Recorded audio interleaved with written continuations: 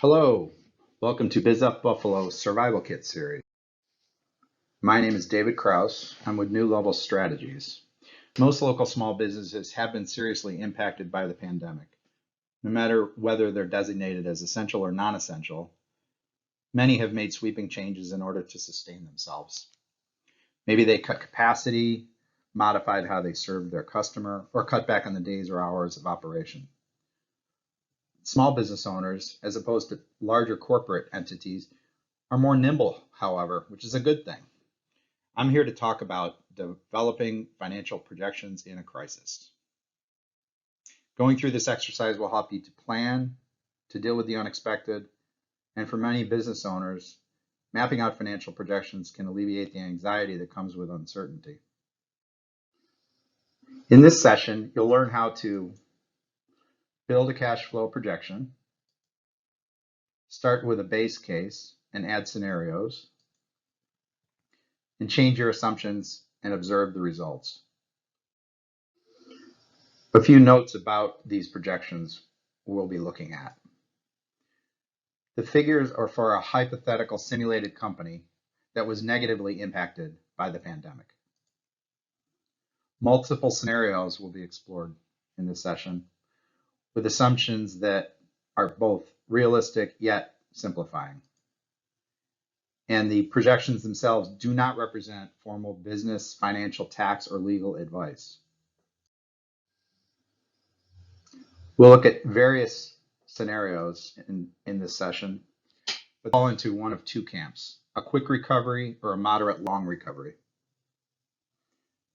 Quick recovery would be the hypothetical business recovers from the pandemic in just a few short months. Moderate or a long recovery, in our hypothetical scenarios, we're looking at closer to a year. In each, we'll have a base case, so we'll be able to identify the problem, and then several scenarios to solve that problem.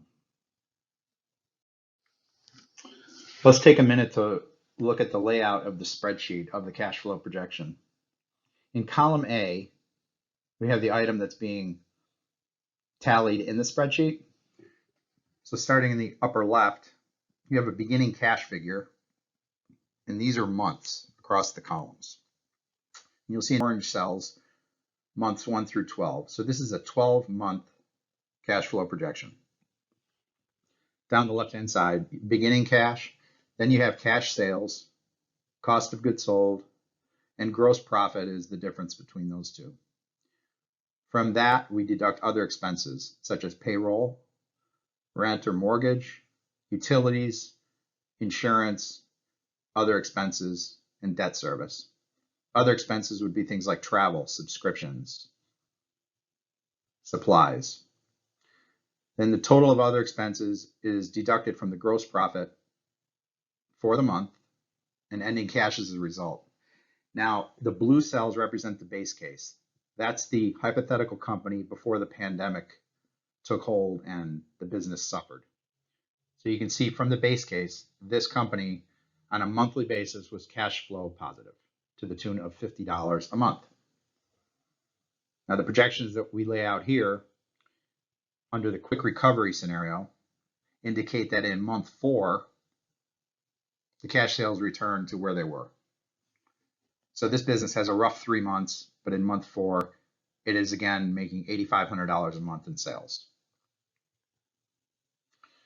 And down below, the assumptions are listed.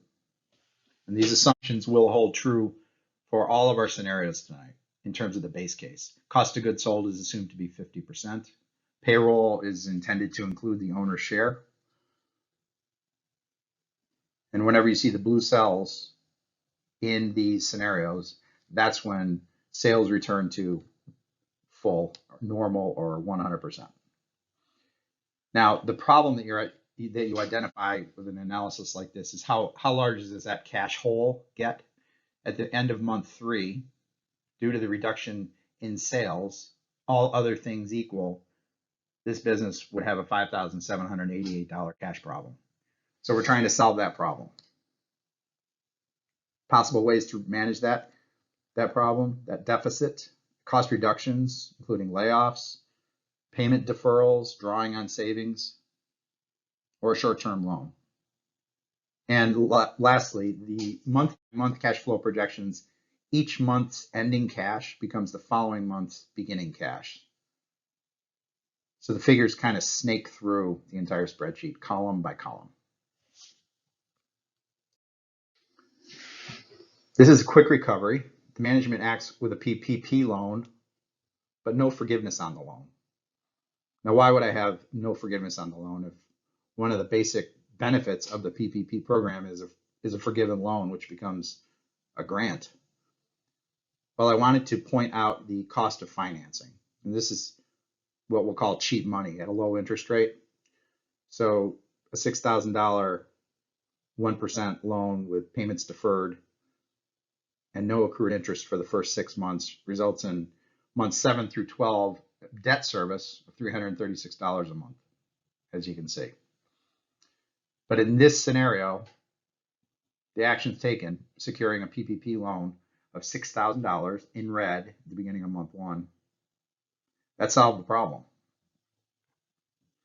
That allowed this company to weather the storm until it got its sales back to $8,500.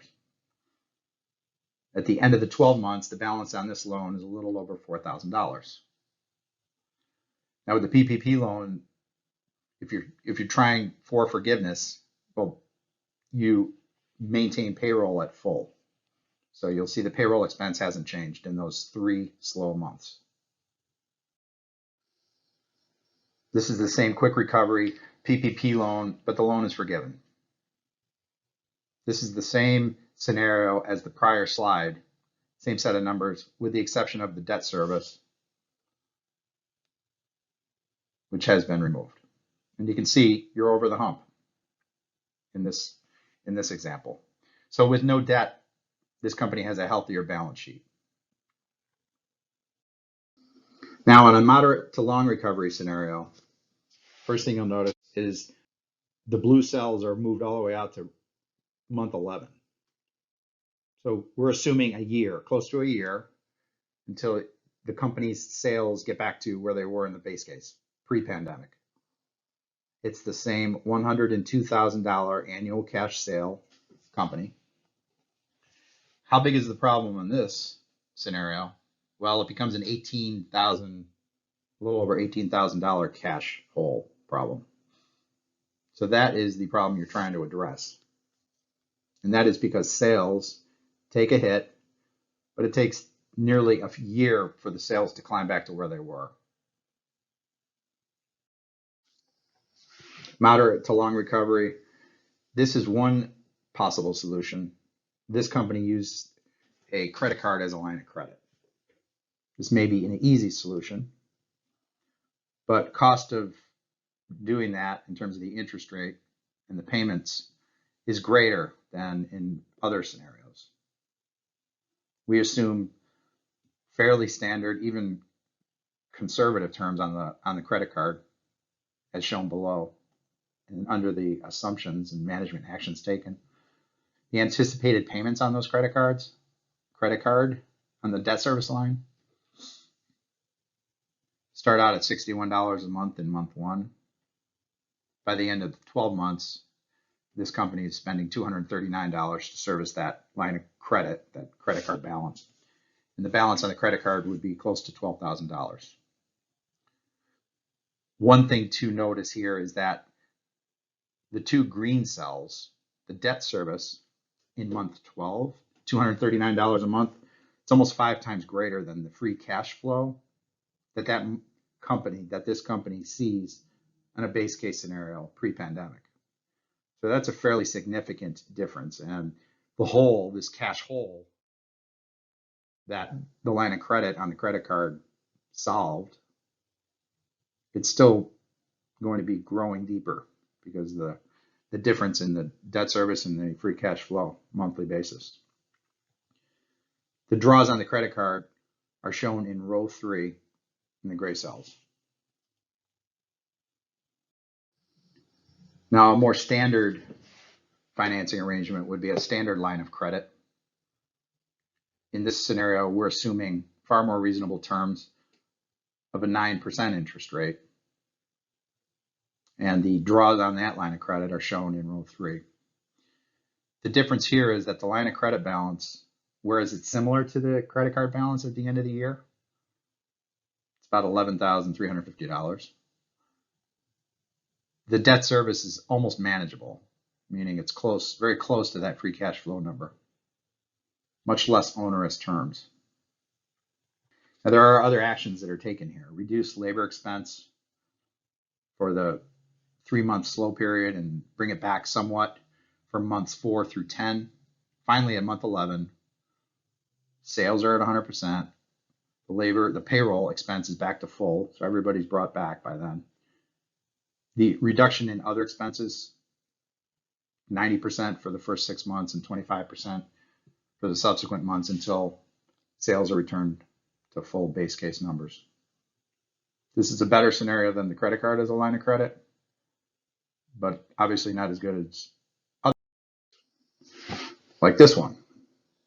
This is a line of credit and a PPP loan. Now again, you're trying to solve an $18,000 problem. You get a PPP loan of $6,000. The assumption there, it's 2.5 times the average monthly payroll of $2,400. So $6,000 in red is available in month 1. Since you're trying to solve the $18,000 problem, you still need a line of credit. So those draws in row 3 in gray, starting with $1,000, those bring the cash balance on the ending cash line up above 0 each month. So at the end of 12 months, the balance on the line of credit is about $8,250. Now, forgiveness on the PPP is assumed. So the debt service on the 3rd row from the bottom, those are only payments on the line of credit, interest payments. So in summary, there are a lot of steps you can take to mitigate the financial challenges. You want to fully explore those options, lay out your assumptions, and see where the numbers fall. Mostly you want to be realistic and you want to challenge your own assumptions. If you have any additional questions, you can prepare them for the Q&A session this Friday. And we invite you to like, share, and comment on this video. Stay connected with bizupbuffalo.org. Thank you very much.